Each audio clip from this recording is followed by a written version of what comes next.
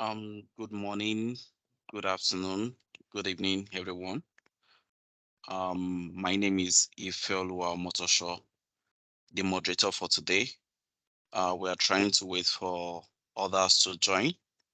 While we wait for them, we can do introduction, right? Welcome to Nigeria M365 community. Can you confirm if you can hear me, please? Yes, I can hear you. Okay, thank you for that.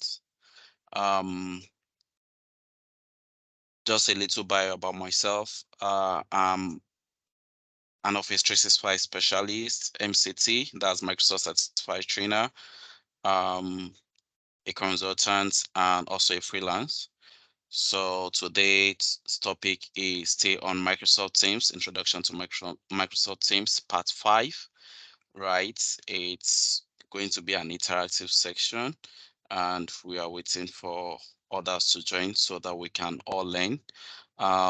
We know that Microsoft 365, it's out there and everybody wants to have a taste of it and implement it, right?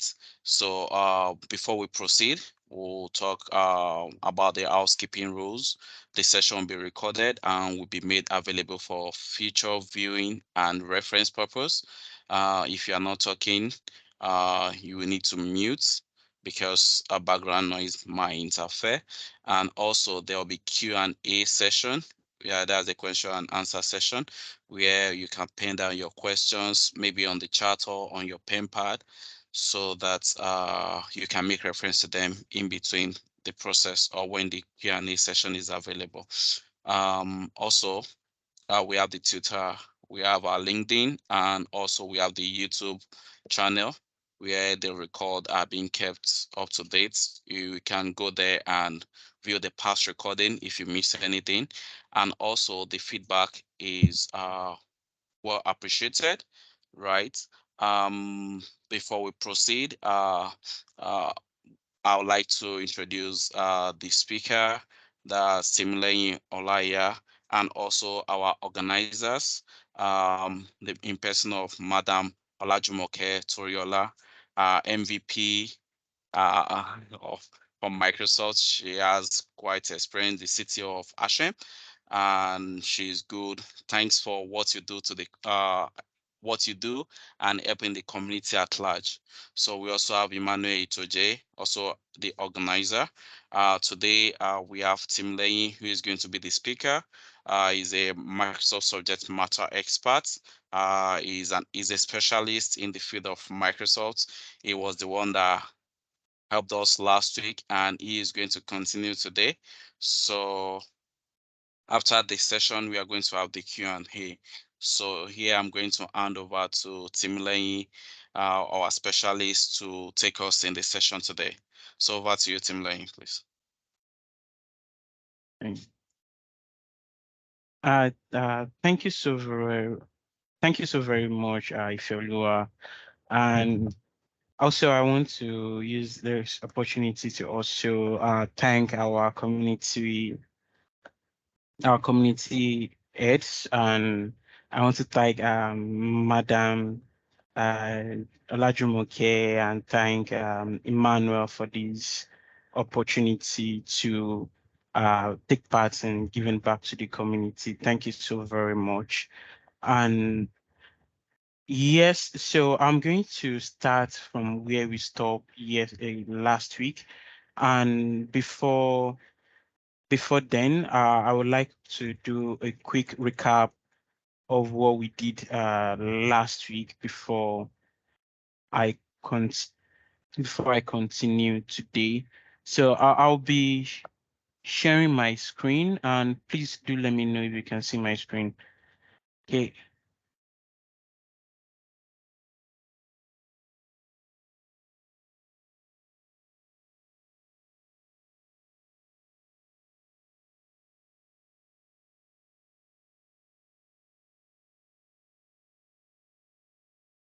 So I'll be presenting directly from the PowerPoints uploaded um to the meeting.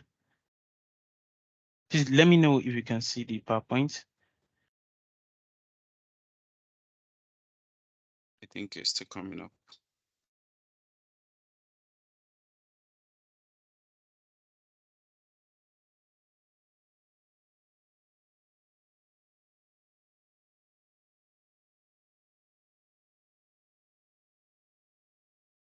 Okay, can we see? Yes, we can see the PowerPoint now. Thank you. Oh, great. So last week, I think this series we're talking about managing Teams meetings and virtual event experience. And also today, we are going to talk about how to configure and manage Microsoft Teams devices. So last week we spoke more about the meetings, the types of meetings we have, and we spoke about the general Teams meeting. And the Teams meeting, there are two types. We have the one-on-one or group meeting, and also the group meeting. So also we have the channel meeting. So the difference between these two meetings, the teams, the channel meeting, it involves you schedule a meeting in a Teams channel. So every of the Teams conversations, the meetings conversation is being stored in the Teams channel. Let's say you share a file in the meeting, everything would be stored in the Teams SharePoint, uh, Teams SharePoint site.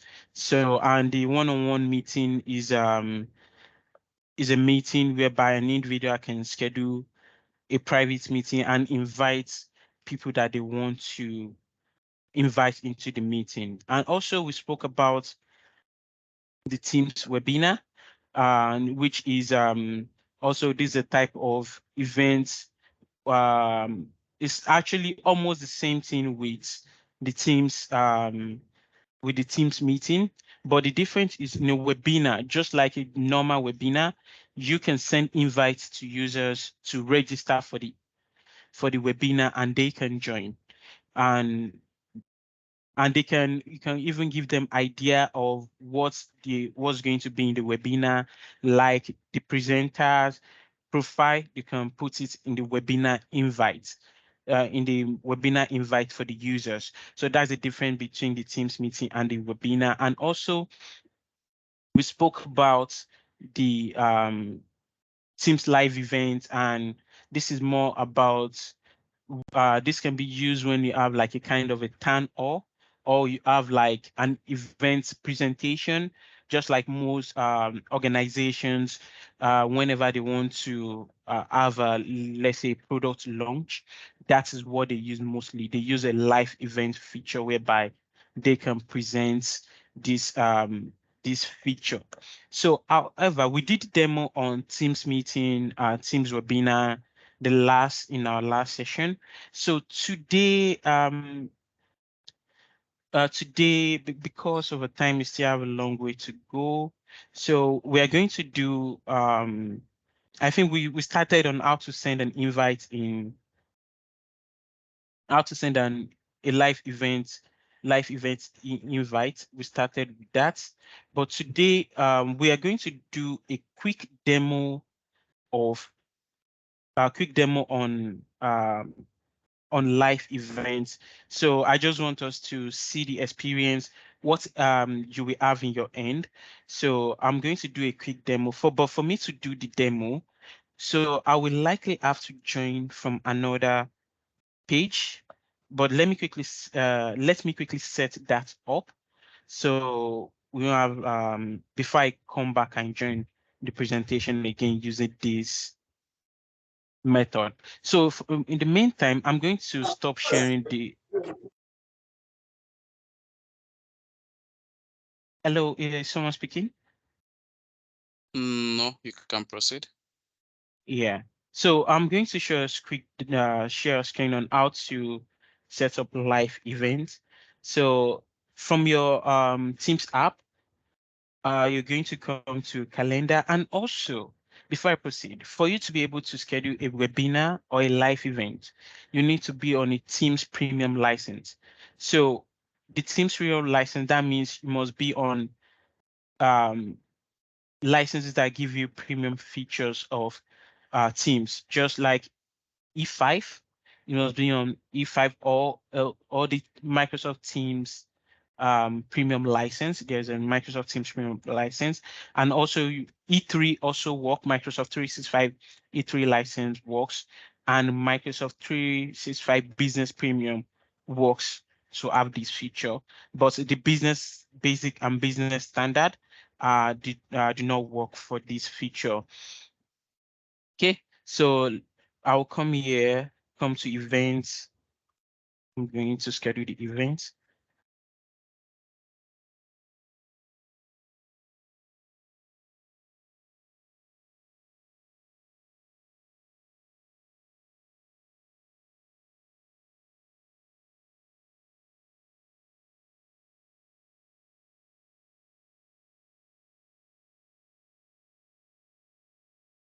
So just need to, so in live events, so you can invite both external and internal users to live events to be your presenter in live events. However, before unlike Teams meeting and webinar that you can have anybody speak on a call, maybe as a guest. Like now, we have a lot of people on this meet that are guests. They can speak freely and talk in this event based on the policy. But in live events, for a guest to speak, you must have a proper arrangement set up before that time. And you must have invited them to speak and ensure they have the necessary setup. So there are live events. You can only use live events on Teams desktop clients. You cannot use it on Teams events, Teams web as a presenter. But you can join using any other method. You can join using the web. You can join using the Teams desktop client. You can join using your mobile phone. But as a presenter, you must join using the desktop application. So I'm going to set this as one of the presenter. So I can, from the, when setting up the event, you can set up to automatically record the event. So, and also you can set up,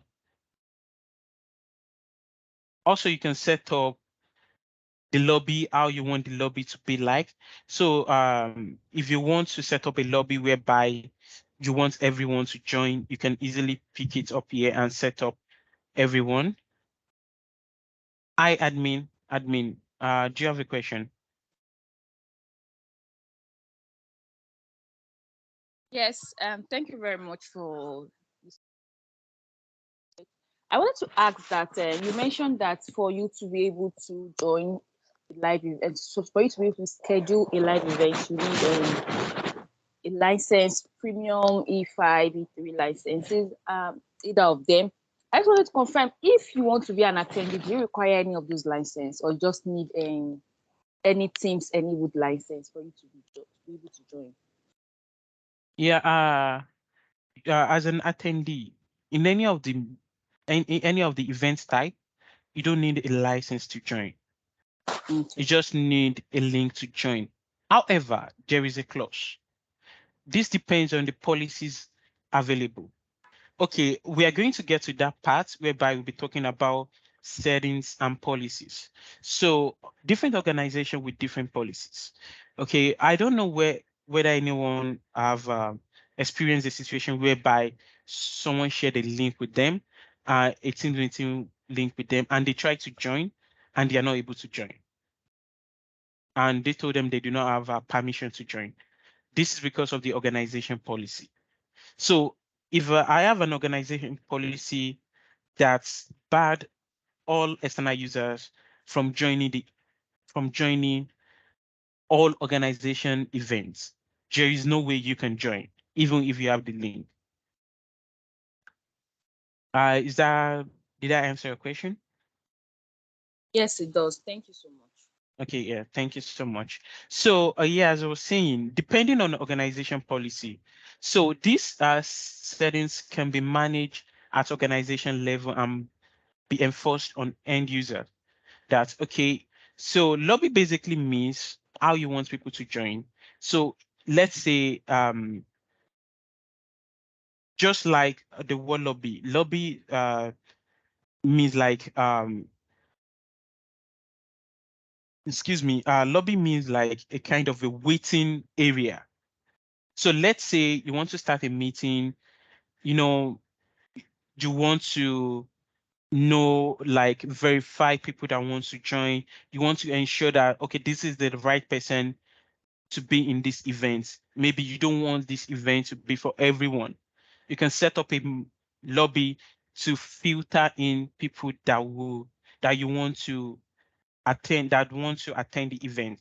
So you can set it up, okay, to everyone. If you want everyone to join, if you want only people in your organization and trusted organization and guests within your organization to join, you can set it from here. And so you can set up all these features.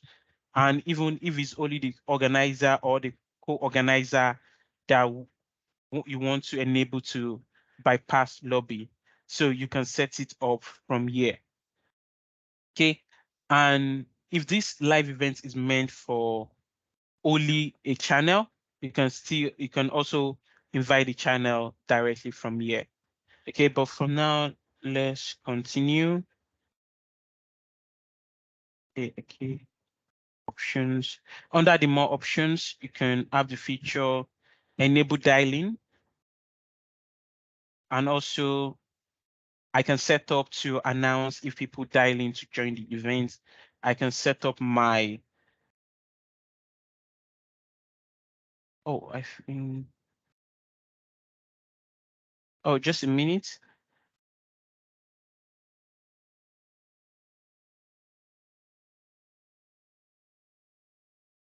Sorry, I was trying to, I pick on team meeting, sorry. Yeah, so this is the page for the new, for the live events. I was previously on the Teams meeting.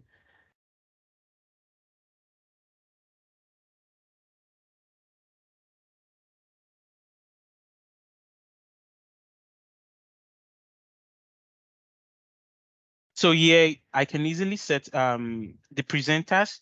The most important thing in live events, or like I said earlier, you need to set up the presenters that you want to invite. You can invite both external and internal users. You just give me.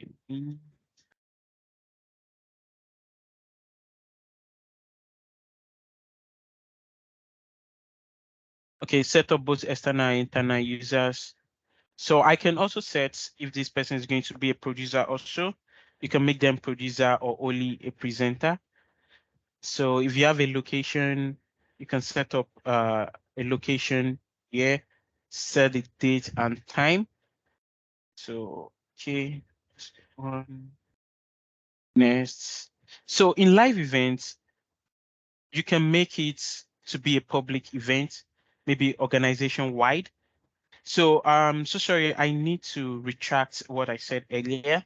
The explanation I was giving earlier was about Teams meeting, about lobby. In live events, sorry about that, there is no lobby. So live events, we only have a presentation mode whereby end user, you can only see whatever you are being shown by the producer. So, but during the point of setting this up, that's the difference between Teams meeting.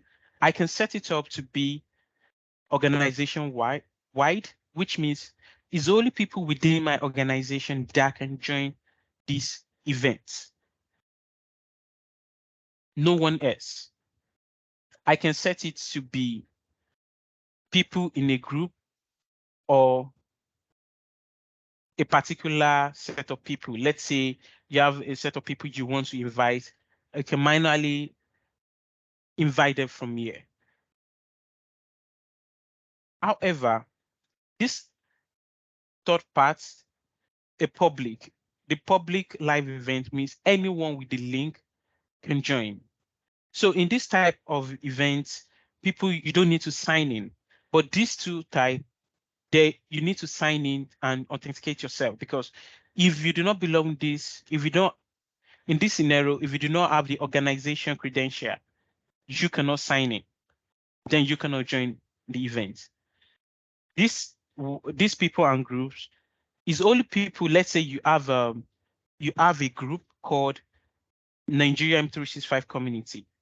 It's only member of this group that can join, and any other individual email address that you invite to this event, those are the ones that can join this event. And these other parts, you can set up all the, if you want to use if you want to use the external Teams encoder, you can set it up. So, which means this Teams encoder means you can integrate Teams with a third-party application for presentation. So let's say now you want to have your live event hosted using Microsoft Teams, but at the same time, you want it to be presented to on other applications, let's say like Twitter, YouTube, Facebook Live, and other social media. You can use Teams encoder to achieve this, to integrate with third-party tools to stream on other sites. So you can set it up to do this. But for this demo, we are going to use Teams application to be to produce the events, because we are not we do not have the third party set up. And also in live events, you can set up all these feature. If you want recording of the event to be available for attendees, you can turn this on. If you don't want it, you uncheck it. And also you can turn up attendee engagement reports, and this is for internal users. So let's say you want to review the attendees, maybe the engagements, maybe the number of likes, how many people interacted during the event. This, you can get that from the attendee engagements report. And also you can set up a QA option. I think we have one on this webinar also, whereby you have Q&A. In the webinar, you can easily drop. So this is what I'm talking about. This is a Q&A. You can easily ask your question here from the Q&A box. There's a Q&A box here. You can drop it, all your questions here. So the same also applies to live events, whereby you can have a Q&A and people can easily drop their question for the presenter. Okay, so just give me please kindly give me a minute. I'm going to join. I'm going to join again using join the event and present from my browser. I want to do the demo for us to see how live events actually how it looks like. Please kindly give me a minute to quickly do that.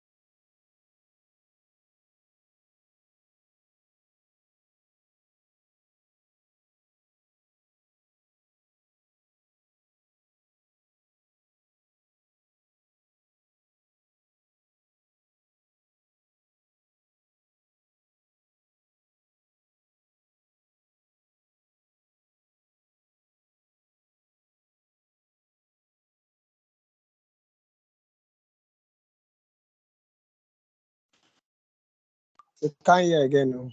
Yeah, please just a minute.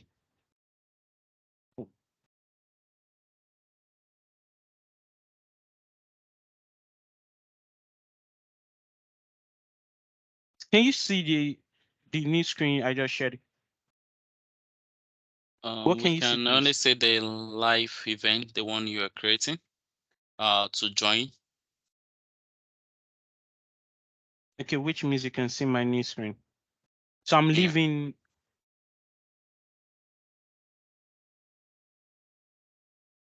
Okay.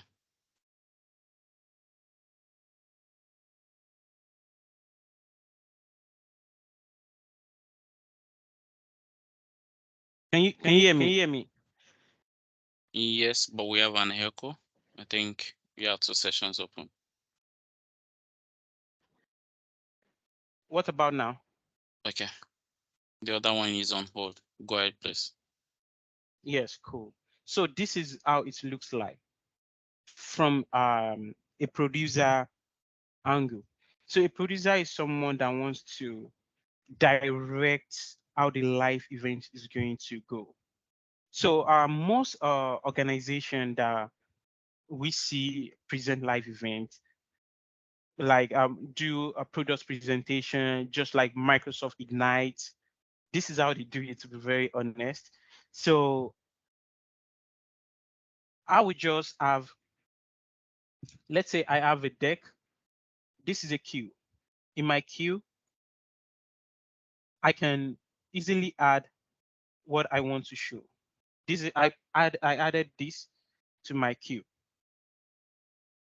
Let me get the link if so.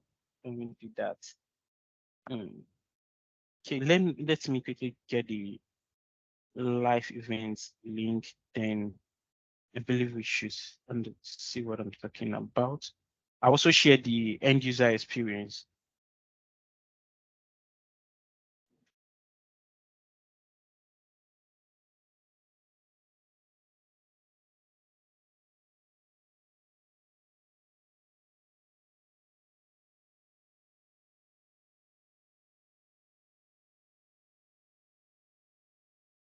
So sorry, please can you give me a minute, please?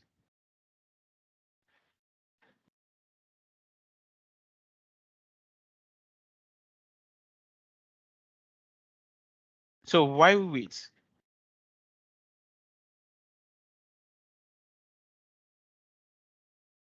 So this live events, this is what the end user we have from their end. On this live events, they are not going to see anything from their end until I send live. If I send this live and starts,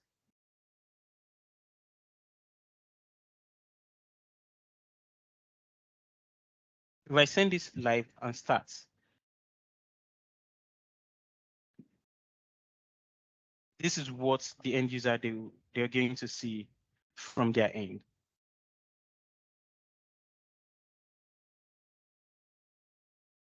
So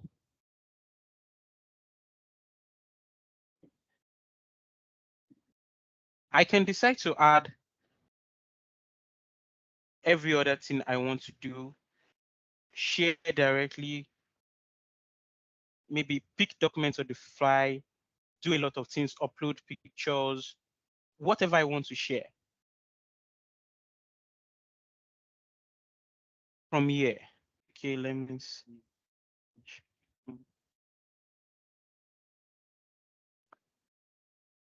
So I want to share now our meeting page. I'm putting it on deck for us to see. I don't know why the link isn't opening. So for now, this is what the end user will be seeing. This alone with what they will be seeing.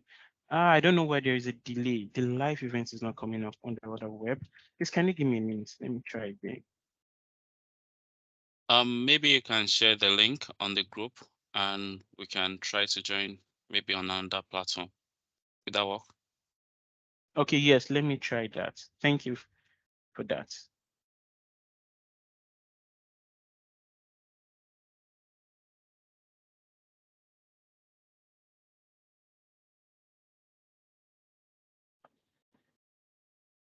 Yeah, I've shared the link.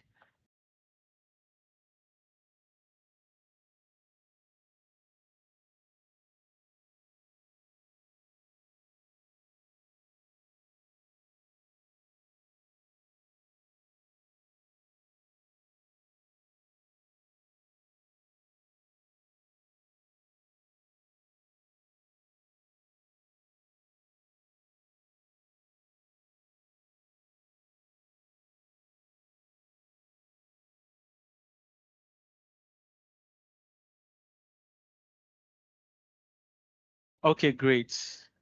So this is end user experience. Can you see the page?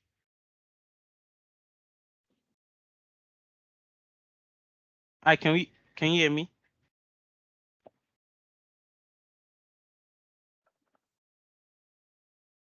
Can anyone hear me? Yes, we can hear Yes, you. Yeah, okay, thank you. And So we can see the page. this is end user experience. This is what they will see. Okay.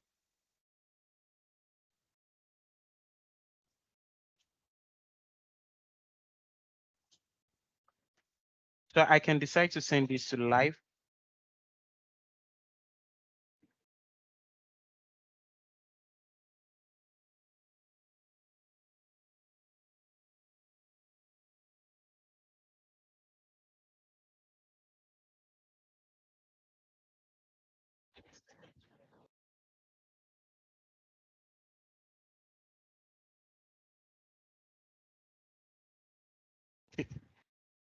I don't know whether you get out. So whatever whatever the producer wants you to see, that is what you're going to see. So it's actually different from the team's meeting or team's webinar. So most is actually best practice for a live event. You need to practice before the day of the event, so you will know when to bring the necessary what to bring up at this particular time. So just like the way you want the event to go. So that is how live events. That is how it works, basically. So I think that will be all for the demo for live events.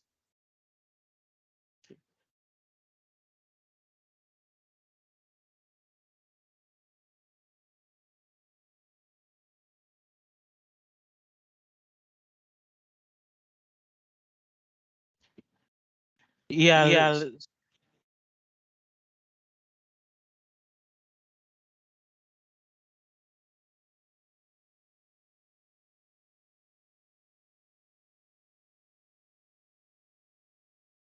Can we all hear me? Sorry about that. Yes, we can hear you. Yeah, sorry, I had to do that because live events you cannot do it on the browser. So that is why I have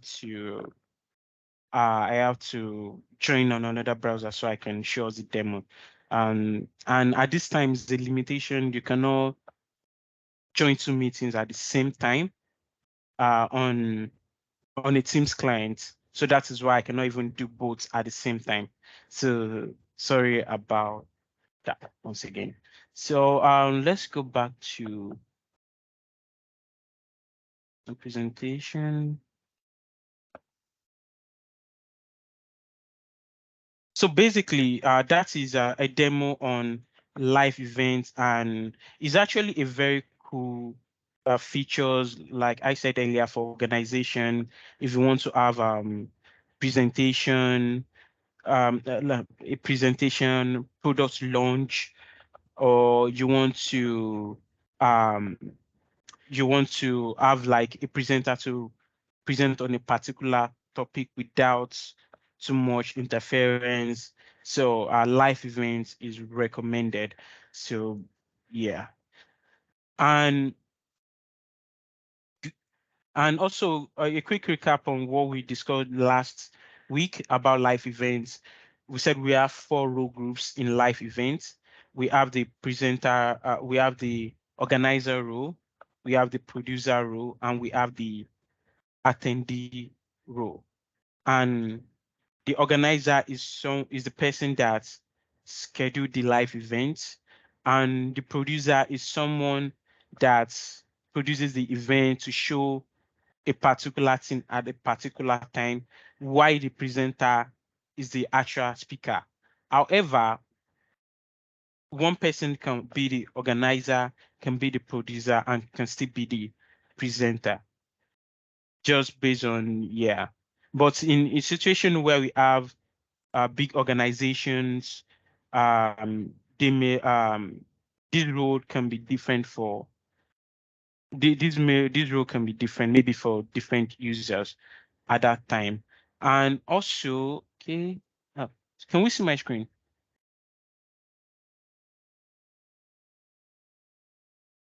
Yes, please. We can see your screen.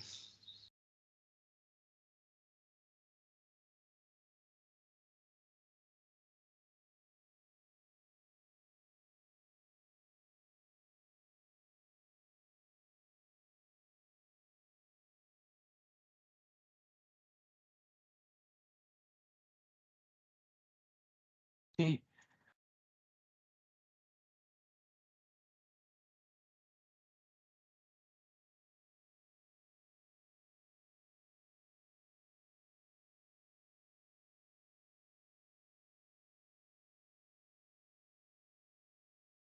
So also last week we spoke about live event streaming platform. We talked about the streaming platform available. We can make use of the uh general one is the Azure Media Service and Azure Content Delivery Network.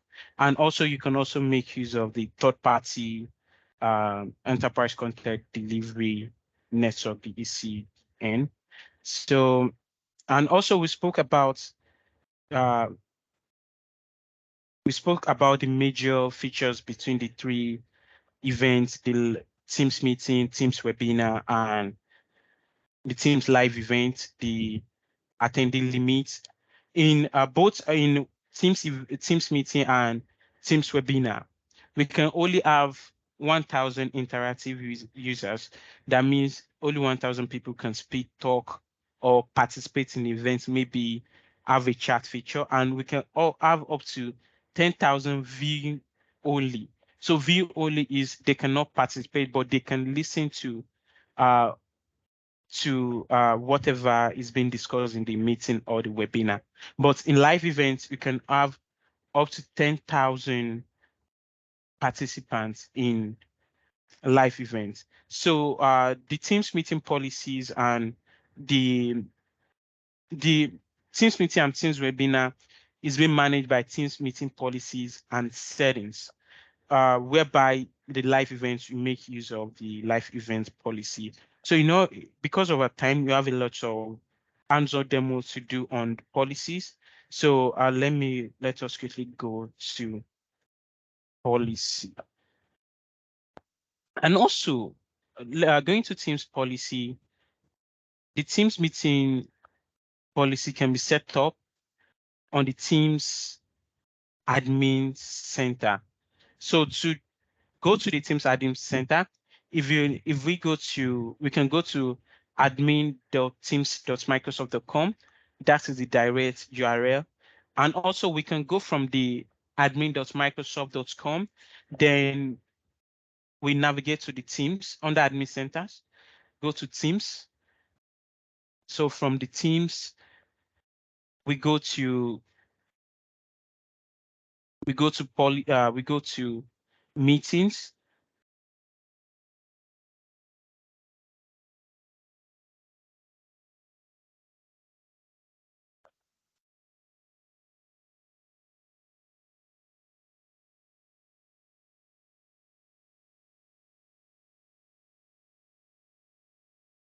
So this is the Teams admin center.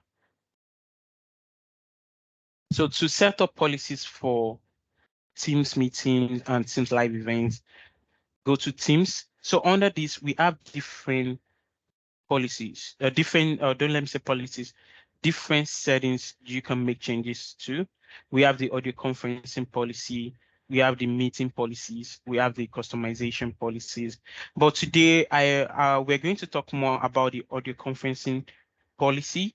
the team settings, and the team's meeting policy. So these people tends to um, um, uh, take this and this together. They try to mix it together, and actually they are actually two different things. We have the teams meeting policy and the team settings. The major the major um the major difference we need to note is that in team settings is organization, like is not per user policy. Whatever settings you set here, it affects every user in your organization. Why meeting policies? It's user specific. So let's say in a meeting policy, you can enable a feature for a particular user and disable it for another user. But in Teams meeting settings, whatever you enable for user A, you enable it for user B.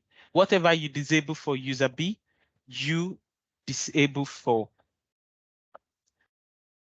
user A. So it's actually whatever you do here is general. There is no two ways, like, okay, whereby you have some persons, they want to disable anonymous user joining teams for user A, but they don't want to disable it from user B. You can only set up the settings here, and whatever you set here affects the whole organization. So we are going to talk more about all these settings and the implication. So the first settings is under participants. So we have anonymous users can join a meeting. Set to on. What this means is that any person with Teams link or the meeting URL or meeting detail can join the meeting. That is the implication. So if I turn this off, if you do not sign in or authenticate yourself, you cannot join this event. It's only authenticated user that can join these events. Anonymous user cannot join this type of events. And also, you can turn this on, and anonymous users can interact with apps in Teams meeting. So in our last session, we discussed about different applications we can use in Teams events like Microsoft Forms and other applications that we can integrate into Teams that we can make people to use in a Teams meeting. If this is being turned off, those users cannot interact with any applications in the meeting. Let's say maybe the meeting OneNote, they cannot interact with it, unlike turning this on. So those are the key things you need to set up. So the cross cloud meeting, this is a new feature. So when it comes to data and data management, Microsoft is actually very, very careful on how they manage your data and how they secure your data. So Microsoft is very particular on data security and GDPR and data management. So ideally, the Microsoft Azure for government and Microsoft Azure for China. So how Microsoft handle this data is actually very different from every other, like general Microsoft 365 tenants, just like the one we are using or any other person. But these two, they have they work on different rules. They work on different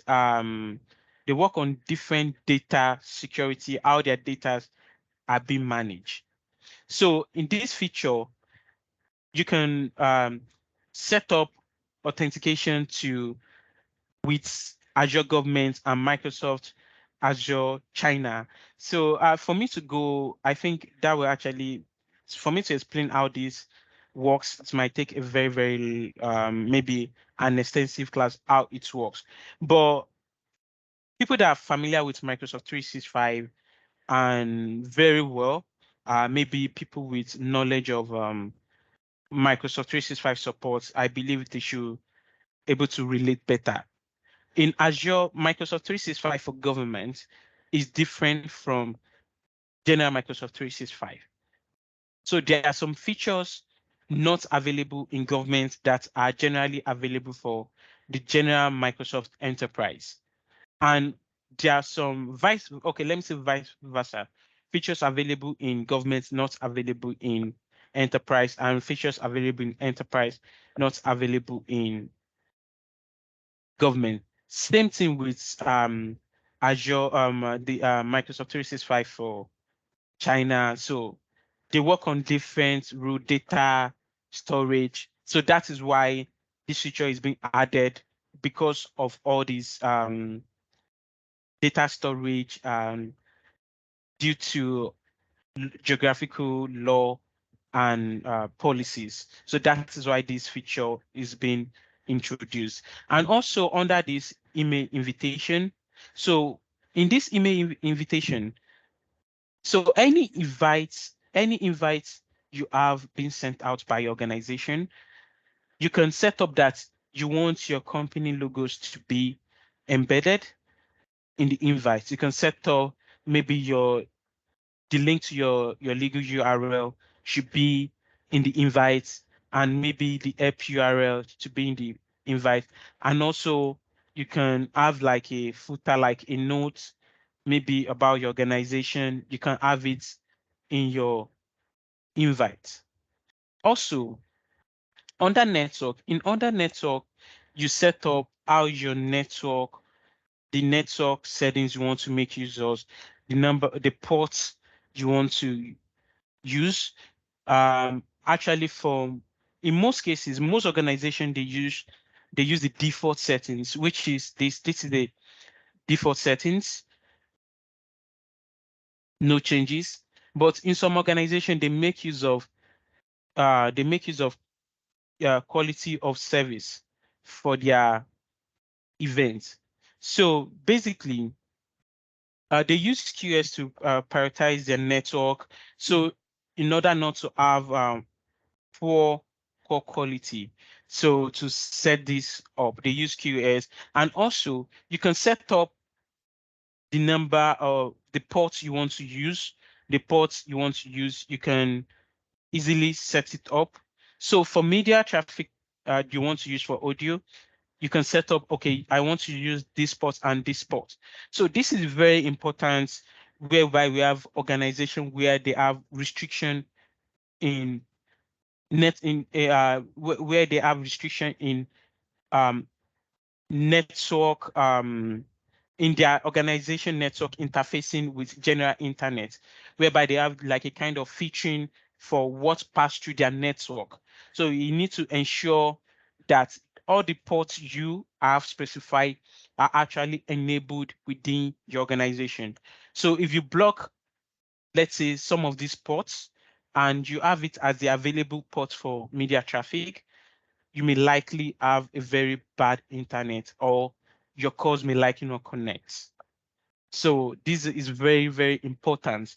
And this applies to your whole organization, and you cannot do this from end user angle. So then we go to the meeting policies. So under meeting policies, this is much more of an end user settings. So in meeting policies, there is a default policy called the global org-wide default. By default, for every Microsoft 365 Teams user, they are on global org-wide default policy. So there are two things you need to note here. You can make changes to the policy and adjust it the way you want it. And also, you can also create custom policies by adding your own policy and create it the way you want. Also, this policy also is a default policy by MS. You cannot delete them. These default policies, you cannot delete them. You can only make changes to them. So in the global org-wide policy, this is the default settings you have by default. However, you can tweak this to your organization wants and your organization policy. So if I turn this off,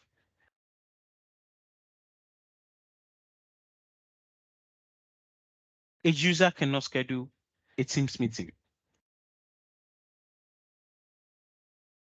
If I turn this off, private meeting scheduling, a user will not be able to schedule Teams meeting. So there is a feature called Meet Now in Teams. This is a Meet Now option. If I click Meet Now, it's going to generate a quick meeting. So you don't need to like schedule a meeting, like pre-schedule a meeting whereby you have to input the user email or put in the user email address, set the time. Let's say you just want to have a quick impromptu meeting with few persons, and you can easily click on Meet Now. You click on Get a Link to Share. So clicking on Get a Link to Share, you can easily share the link to people or share via email. You can quickly join this meeting, and also you can start the meeting, and if it's someone within your organization, you can easily invite them to the meeting. So that is the meeting. So the channel meeting scheduling, you can disable this feature whereby set up this feature to disable users from scheduling channel meeting. Like I said, this is a global org-wide policy, but this is user specific. This applies to only a user.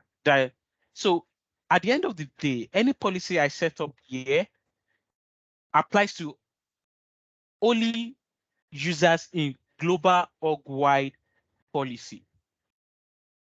So Meet Now in channel meetings. So just like the Meet Now for general meeting I want to set up, in a channel meeting, there is also a Meet Now option.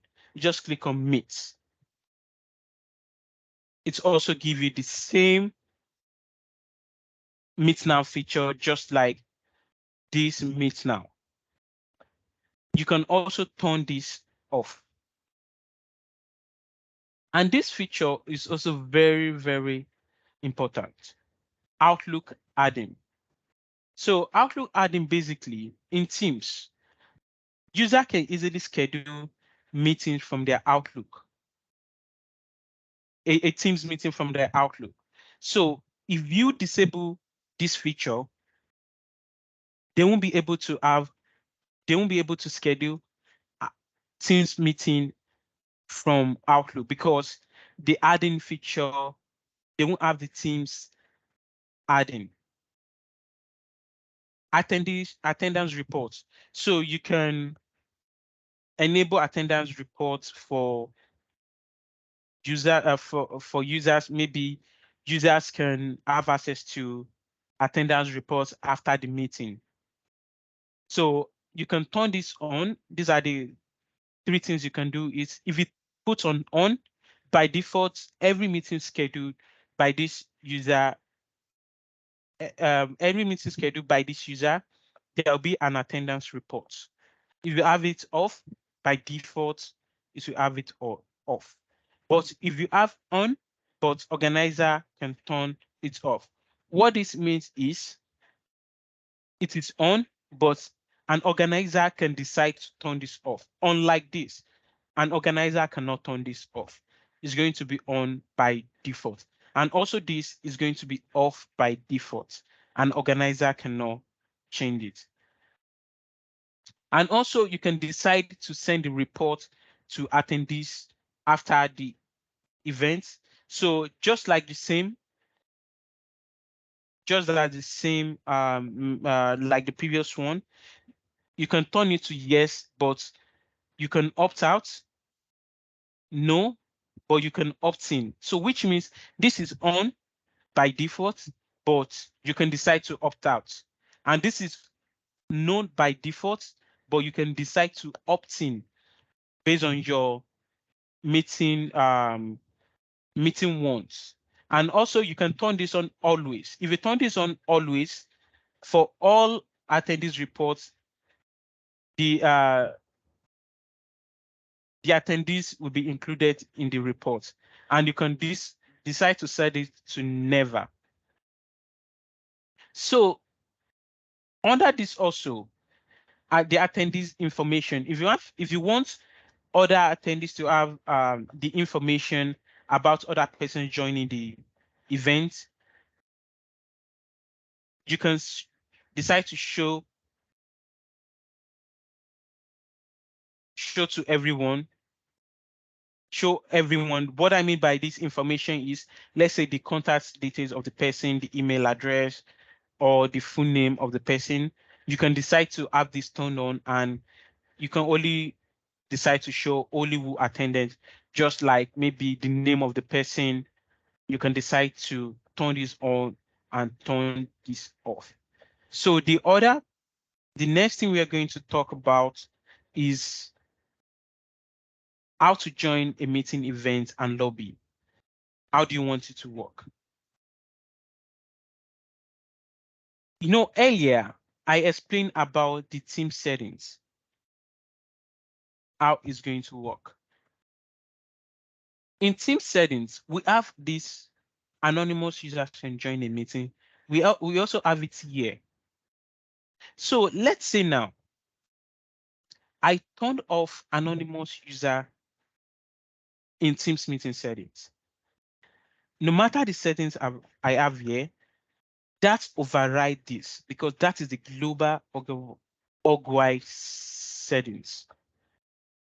So even if I turn this on for a user policy, it's not going to work.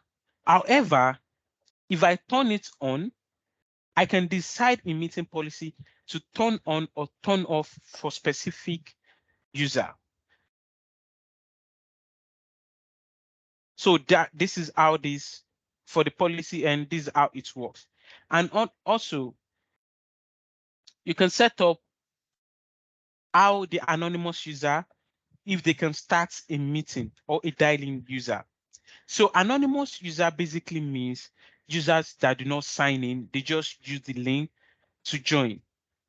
Maybe because they have the link, they are not invited. They are not invited like maybe a user actually invited to the meeting. They just have the link and they join anonymously. So you can decide to this settings basically to control who can start a meeting. This is how you start a meeting. If you click on the link and click on join, ideally you start a meeting. However, based on your policy, if you set it to off, anonymous user cannot start a meeting. They will just get the meeting. They'll get a message that they should hold on, that when the meeting starts, they will join the meeting. That is what the experience they are going to have. And also a dial-in user. These are users that dial in using their mobile numbers. So we are still going to talk about audio conferencing, so we understand how this works better. So they join it, they dial in using a mobile, using a phone, like they call in using a phone. So this is what this feature is used to control who starts a meeting, if anonymous user or a dialing caller user can start a meeting. And also we spoke about lobby. I think that was the first thing we spoke about earlier today. Lobby is like a waiting room. So you can decide all these features that who can bypass a lobby. You can set this feature to everyone, people in organization, trusted organization, that people you want to bypass a lobby. If you set this to everyone, even anonymous user, if they try to join the event, they won't be in the lobby. They just join the event without any interference. However, there is um there is a pro and there is a con to it. The pro is people with if you have the if you have it on for everyone, people don't have to stay longer in the lobby, because if you have a lobby, that means you have to pay attention to the meeting events, to the meeting year. So if you have someone in lobby, you're supposed to have like an icon, like someone is showing that someone is trying to join a meeting. So in a meeting, if you do not pay attention to this, some persons may not be able to join the event, and they will likely have to leave the event, or like, oh, these people, they don't want me to join. But it's not like they don't want you to they don't it's not like they don't want you to join. It's just that they didn't pay attention to the lobby. That is the con there for not enabling for everyone. But the pro is, if you don't want just anyone to join the event, if you enable anonymous user, anyone with the link can join. Anyone with the link can join. So what you can do now is to enable lobby, so that just not anyone can join the event. So I once had a scenario whereby someone reached out, like they had a link. It's a school actually. So student from a particular school, they share link with students from other schools to come and join lecture for a particular class, because they know, like, maybe that particular teacher is very good in a particular topic. So they always share the link with them to come and join their own event. So it's a concern for the organization that, because of the lobby issue that I explained earlier, they don't want to turn off anonymous user, and at the same time, they don't want just anyone to join the lobby, to join the event. So how can you filter who join the event? That is where lobby comes in, to filter who can join the meeting. And also the last one under meeting and join lobby is dialing to bypass lobby. A dialing user, you can set them to bypass lobby or not to bypass lobby. So it's just the same feature. So what this means is, if a user dial into the meeting, they are going to hear a message that they should be patient, that someone will allow you in to the meeting very soon. Can we all hear me? Joseph said he cannot hear me. I can hear you. I think I can hear you. Maybe Joseph should leave and join back. That will help. Hi, Joseph. Can you hear us? Please, can you leave that for me on the chat so you can?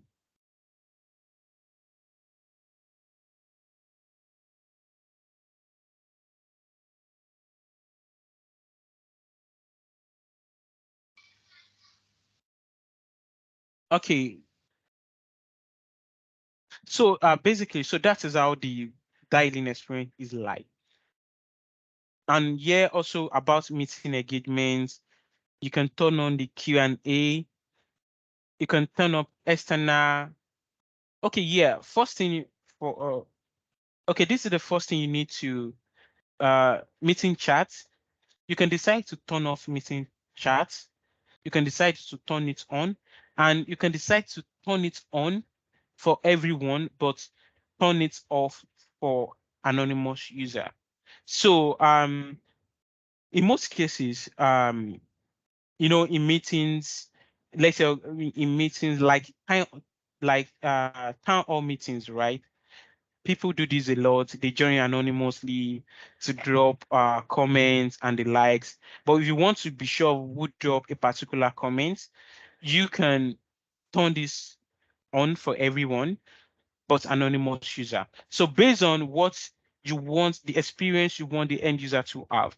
Like I said, this is a user policy, not organization-wide policy.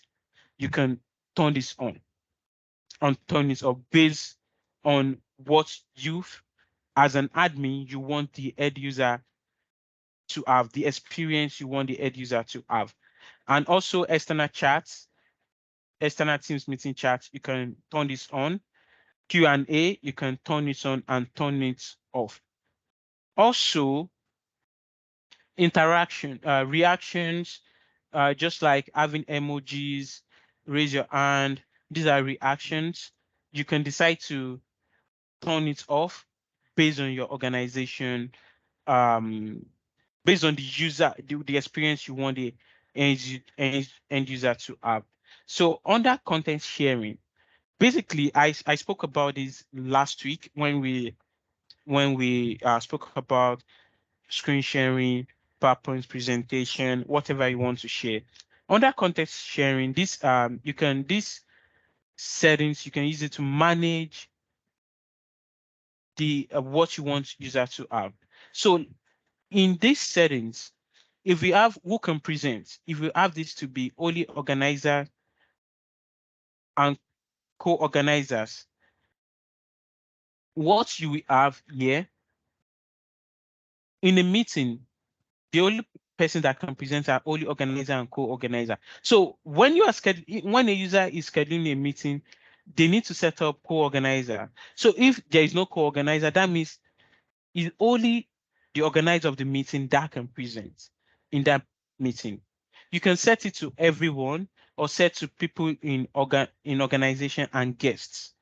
So guests are people you invited to your organization to collaborate with you. Those are guests. Okay. So this other feature is external participants can give or request control. So during screen sharing session, user can have option to request for control and take control. So it's only if you have external participants can give or request, they cannot have this feature. That means users within that are not in your organization, they cannot request or give control. Okay. So, and also PowerPoint Live, I was using PowerPoint Live earlier. PowerPoint Live basically is you are presenting through PowerPoint directly from Teams, not sharing your screen. So I was using PowerPoint Live. You can decide to turn off the feature and turn on or turn off the feature. Whiteboard, you can decide to turn it on and turn it off. And collaborative annotation, you can turn it off. Live share, you can turn it off and turn it off. And also the shared notes. So also for recording and transcription, in recording, you can turn on the feature for Teams meeting recording. So if you turn this off, end user won't have an option to record their meeting. And also turning this off, when I turn this off, it removes some other settings from this page. So if you turn this on, you have other features whereby you can turn it number of days that is going to take for the recording to expire. and you can turn it off. So basically, this feature, you can set it maybe because of the storage for the user, or maybe because of privacy, right? So you only want people to, maybe just to protect your organization property, like intellectual property for person, like, okay, at the end of the meeting, end users, participant of the meeting, they can have access to it. So this, you can set it to the number of days that they can have access to, maybe 20 days, 30 days. You can set it by default that maybe after, you can even set it to after 10 days, you want the link to the recording to expire. So, and also you can decide to turn off recording, your recording um, expiration, right? You can turn this off. And also turning, you can turn on store recordings outside of your country or region. So this, I talk about maybe about organization. I spoke briefly earlier when I was talking about Microsoft government and Azure. Some countries, based on their rule, based on country rules, like where you can save, where you can, maybe some countries, they do not allow you, maybe in a particular sector, maybe health sector, whatever tools or application you use, it must be compliant to maybe the country's rule. Something like APIPA compliance, we have a lot of rule like that. So some countries, they do not allow you to have the recordings of, maybe recordings of people within their country being saved outside of their geographic location. So that is when you consider this particular feature. And also the next one, we have transcription.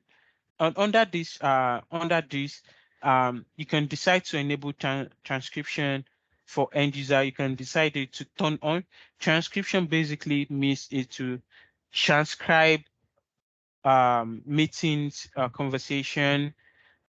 So that is what transcription means. And also live caption. We can, live caption means as the user is speaking,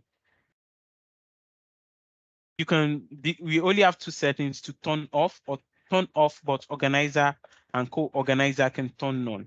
So what this means is live caption, users will say live captions of what the speaker is speaking in real life. So you can decide to turn it on and turn it off. Okay.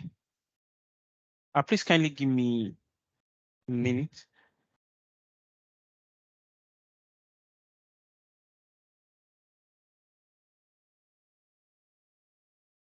Please, a minute, please.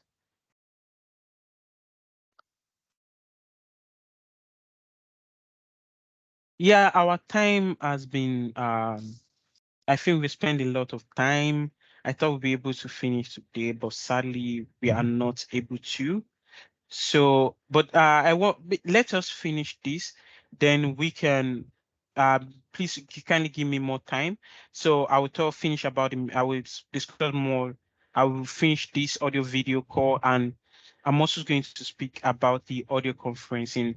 Then we can call it a day, or the moderator, please, how, or if I can ask, how do you want us to proceed? Can I continue because of our time, or I should just wrap up because of the time? Usually because of the time, it's weekend and other engagements, or we can just add extra 10 minutes, right? Let's see where we can get to or what we can cover, because we started like 10 minutes late.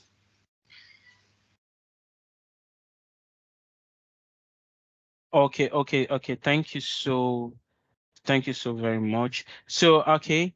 So Another thing is all this. Okay, the next thing I want us to talk about is audio and video. So this feature, right? Mode for IP audio. You can decide to, if you have this enabled for,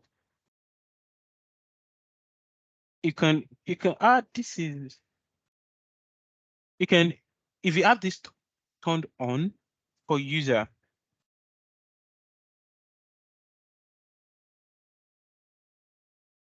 So basically, IP means internet protocol.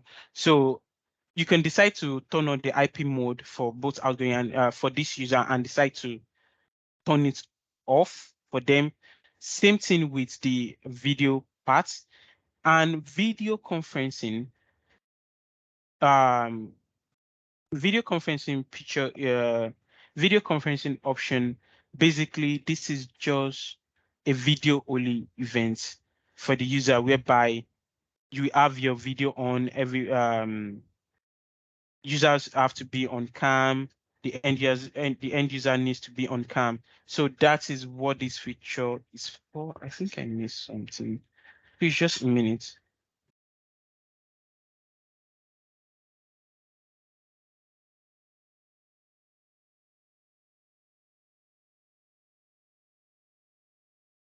Yes, I missed something. Maybe please kindly give me a minute.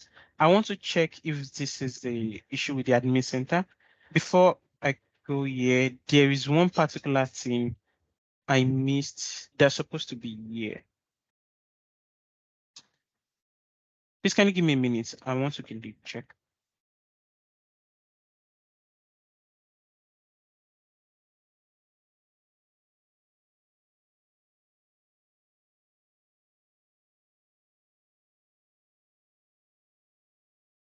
So for some reasons, okay, there is a feature.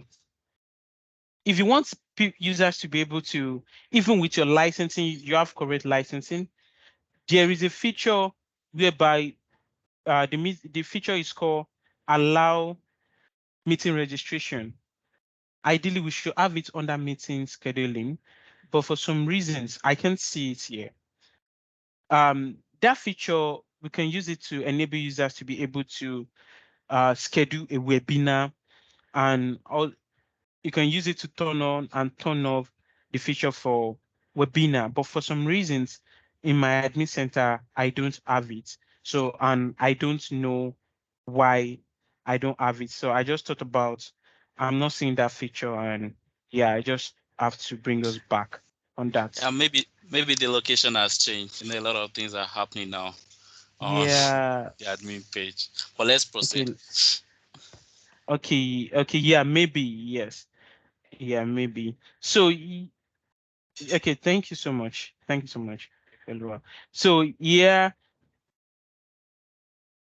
So basically, like I said earlier, we use this to turn on audio for the user or disable audio for the user in the meeting, and also turn on, maybe user can use um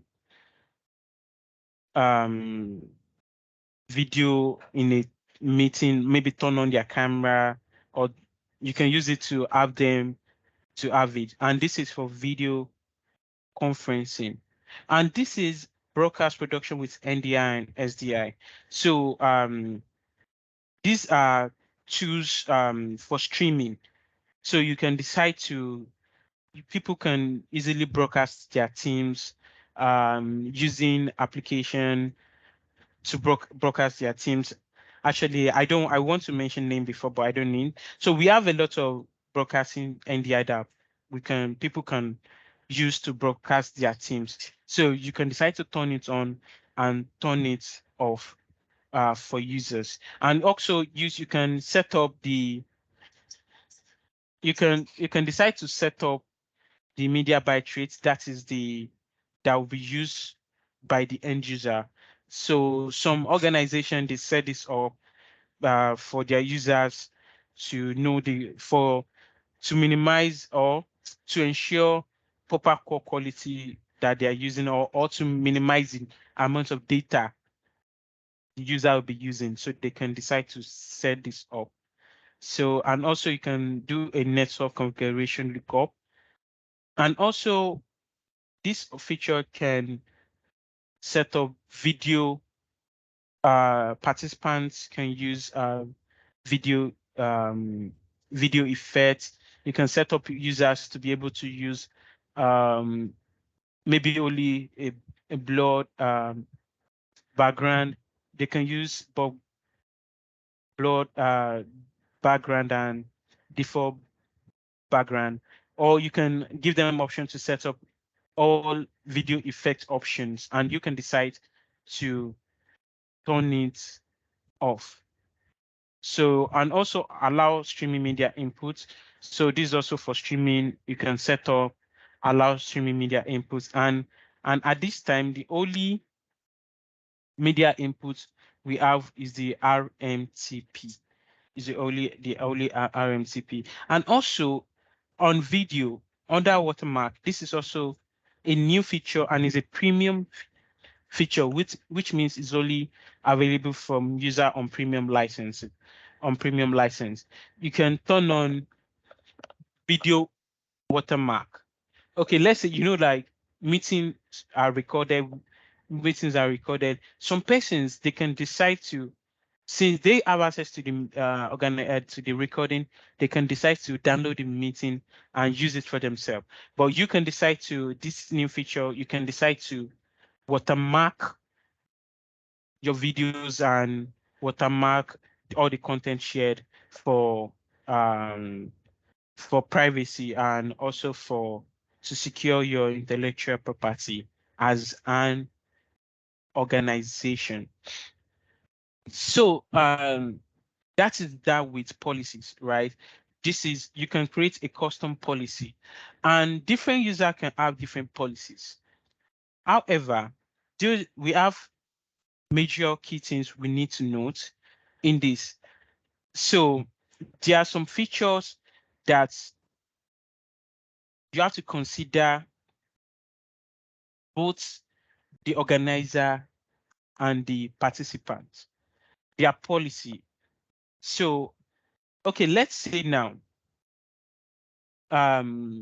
you have, okay, let me start with the video. In video, this is this is very important. We need to note this because most organization, they'll be like, this user is not able to see their video. This user is able to see their video. Let's say in your organization in your policy,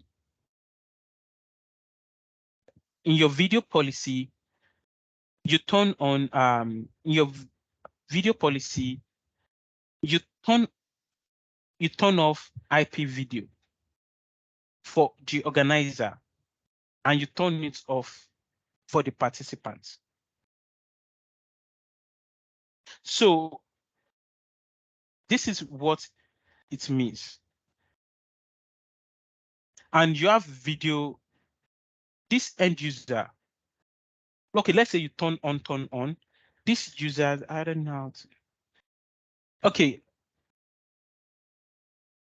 Okay, let me put it this way. The experience, because of our time, because I may have to deep very well. The experience in this policy, the experience is very, very, very important.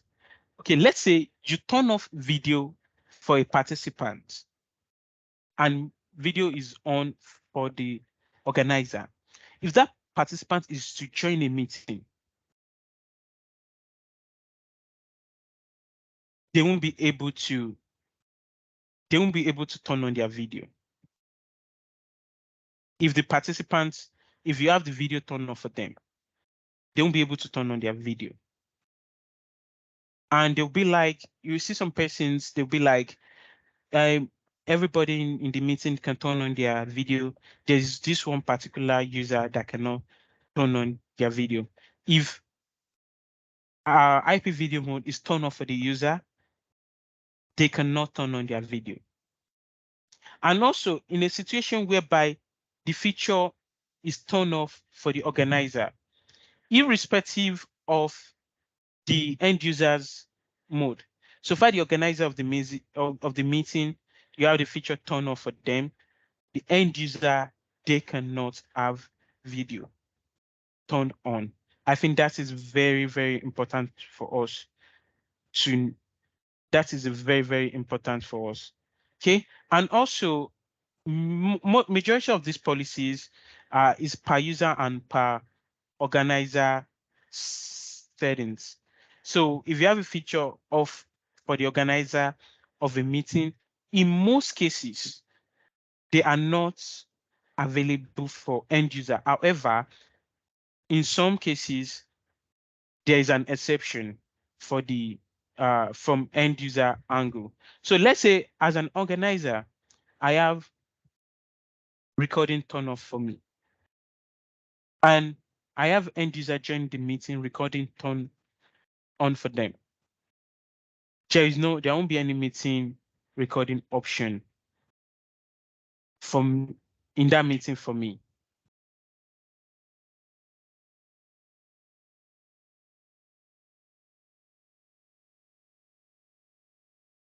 So, however, as an organizer, if I have this, I can turn on the recording I can turn on the recording. So okay, let me go to this particular features and which within which is very, very important. We call it audio conferencing. And even before coming to the audio conferencing policy, so audio conferencing basically means joining a meeting using an audio. Like, what I mean by audio is using a phone, like calling in to a meeting with a mobile phone. And this feature, before you can use this feature, you need a license called the Microsoft 365 audio conferencing license. And this feature is actually part of E5, Microsoft 365 E5. So if you are not using E5 license, you will need to get an add-on license called Microsoft 365 audio conferencing license. Although we have 3 different types of that license, we have one called Microsoft 365 audio conferencing license. That license, it's only give you a dialing number in which end users can dial in to your meeting. The other one is Microsoft 365 audio conferencing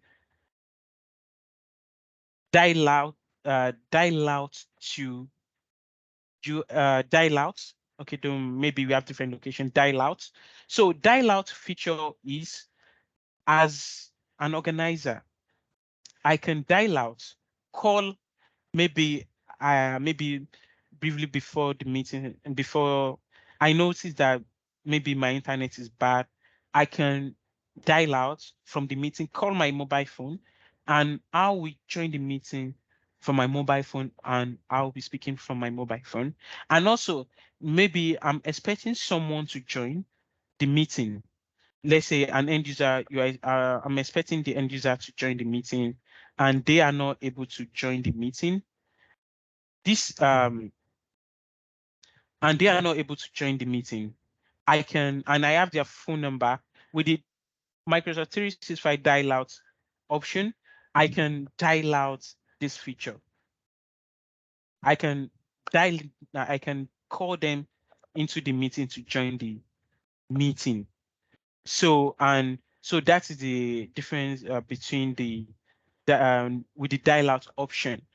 However, even with the audio conferencing license, if you have audio conferencing license, if you have a calling plan license, you can still call people into the meeting if you have audio conferencing license. But if you have a dial out license, you don't necessarily need to have a Microsoft Teams calling license to invite users to a meeting.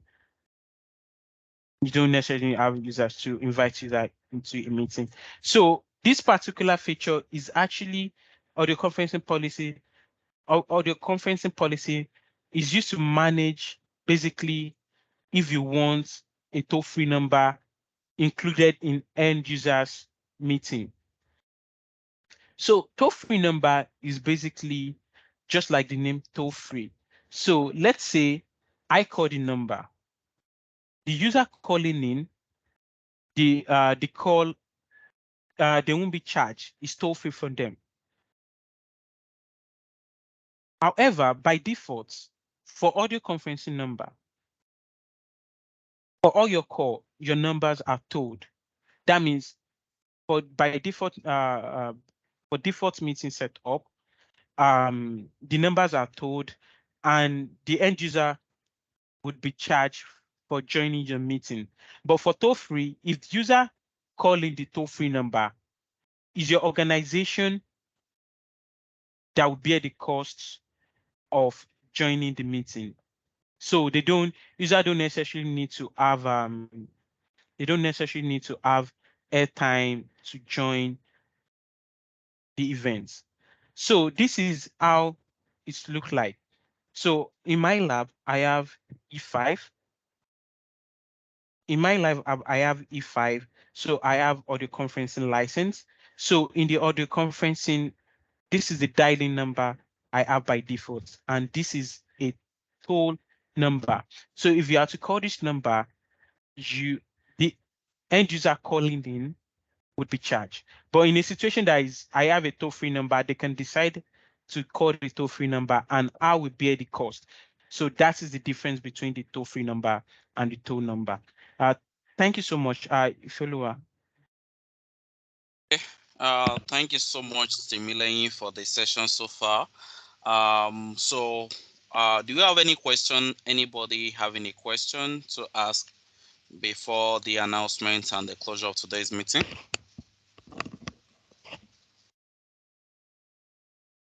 Do you have any question?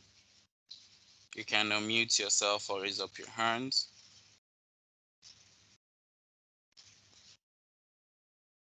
Okay, that means there's no question. So Timileyin, from my side, I would like to ask, how long does the policy take for it to apply, or does it apply immediately? Yeah, best practice is 24 hours. Wait for 24 hours, because in organization where we have a lot of users, it takes time to apply. But according to Microsoft documentation, I stand to be corrected. The last time I checked is maximum 8 hours. Okay. But sometimes it doesn't, less than 10 minutes, you're good to go. Max. Okay. No. Okay, that's good. So 10 minutes depending on the size of the organization, and okay, that's good. So thank you everyone for joining today's session. We want to thank our speakers, our speaker Timileyin. I want to thank everybody that joined, our organizers. I want to say a big thank you to you. And we hope that we are able to learn and we keep learning. Other resources are still on the YouTube channel.